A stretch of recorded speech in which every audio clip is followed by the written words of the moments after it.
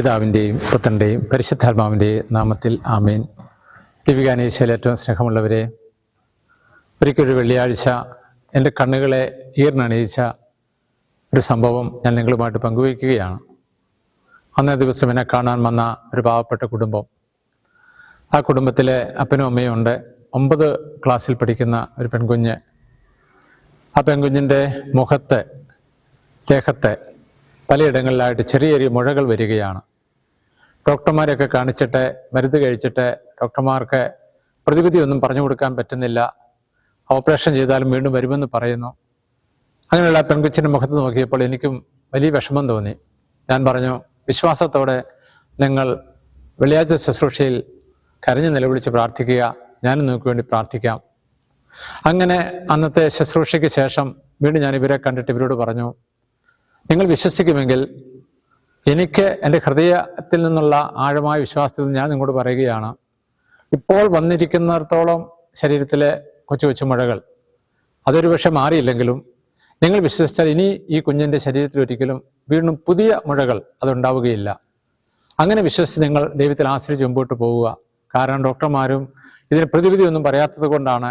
ദൈവത്തിൽ ഇത്രമാത്രം ആശ്രയിച്ച് പോയാൽ നിങ്ങൾക്ക് പിന്നീട് കൂടുതൽ ദൈവം കൃപയും അനുഗ്രഹവും ആരോഗ്യവും നൽകുമെന്ന്. അതിന് പ്രകാരം അവർ വിശ്വസിച്ച് മുമ്പോട്ട് പോയി. 6 മാസത്തിനെ വിളിച്ചിട്ട് അവരെന്നോട് പറഞ്ഞു, അച്ഛൻ പറഞ്ഞ പോലെ തന്നെയാണ്. പിന്നീട് ഒരിക്കലും ആ ശരീരത്തെ, ദേഹത്തെ മുഴകൾ ഉണ്ടായിട്ടില്ല. പഴയ മുഴകൾ അതൊരു പക്ഷേ ദൈവം മാറ്റുമായിരിക്കും.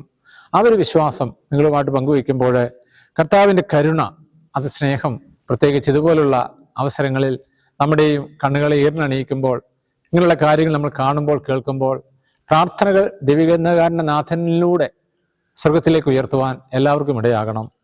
യേശയ്യായുടെ പുസ്തകം 59-ാം അധ്യായം 1-ാം തിരുവചനം, രക്ഷിക്കുവാൻ കഴിയാത്ത വിധം കർത്താവിൻ്റെ കരം കുറുകിപ്പോയിട്ടില്ല, കേൾക്കുവാനാവാത്ത വിധം അവിടുത്തെ കാതുകൾക്ക് മാന്യം സംഭവിച്ചിട്ടില്ല. അതെ, വിശ്വാസമുണ്ടെങ്കിലേ ഇങ്ങനൊരു വചനം ഉച്ചരിക്കാനാവുകയുള്ളൂ. വിശ്വസിക്കുന്നവർക്ക് മാത്രമേ ഇങ്ങനെയുള്ള വചനം അനുഗ്രഹമാവുകയുള്ളൂ. വിശ്വസിക്കുന്നവർക്ക് അത് പ്രത്യാശയുടെ വചനമാണ്. നമുക്ക് വീണ്ടും ആവർത്തിക്കാം തിരുവചനം. രക്ഷിക്കുവാൻ കഴിയാത്ത വിധം കർത്താവിൻ്റെ കരം കുറുകിപ്പോയിട്ടില്ല. ഏതവസ്ഥയിലും, ഏത് ദയനീയ അവസ്ഥയിലും ഡോക്ടർമാർ ഉപേക്ഷിച്ചാലും കർത്താവിൻ്റെ കരം കുറുകിപ്പോയിട്ടില്ല. കേൾക്കുവാനാവാത്ത വിധം അവിടുത്തെ കാതുകൾക്ക് മാന്യം സംഭവിച്ചിട്ടില്ല. ഞാൻ പലപ്പോഴും പലരോടും പറയാറുണ്ട്, കർത്താവ് സംസാരിക്കുന്നത് ശ്രദ്ധയോടെ കേൾക്കണം, അതിൻ്റെ ചെവികൾ കാതോർക്കണം. അപ്പോൾ ഈശോയുടെ വാത്സല്യമുള്ള സ്നേഹം, സംസാരം നമുക്ക് ശ്രവിക്കാൻ പറ്റും. അതാണ് ദൈവികാരനാഥൻ, അതാണ് ദിവ്യകാരനാഥൻ്റെ സ്നേഹം. ആ സ്നേഹത്തിൻ്റെ സുന്ദരമായ സ്വന്തമാക്കൽ നമുക്കെല്ലാവർക്കും ഉണ്ടാകട്ടെ. ദിവ്യകാരനാഥ, ലോകം മുഴുവനെയും ആശീർവദിക്കണമേ, അനുഗ്രഹിക്കണമേ, തൃക്കൺ പാർക്കണമേ. അങ്ങയുടെ കരം കുറുകിപ്പോയിട്ടില്ലല്ലോ, അങ്ങയുടെ കാതുകൾ കേൾക്കാതിരിക്കില്ലല്ലോ. ആശീർവദിക്കണമേ, അനുഗ്രഹിക്കണമേ നാഥ. ആമേൻ.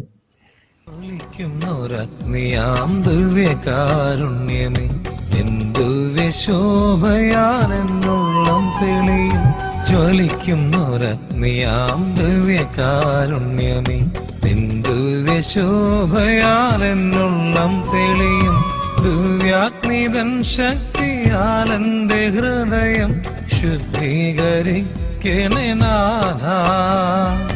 ദിവ്യാഗ്നിതൻ ശക്തിയാലെന്റെ ഹൃദയം ശുദ്ധീകരിക്കണേ നാഥ. ദിവ്യകാരുണ്യനാഥ.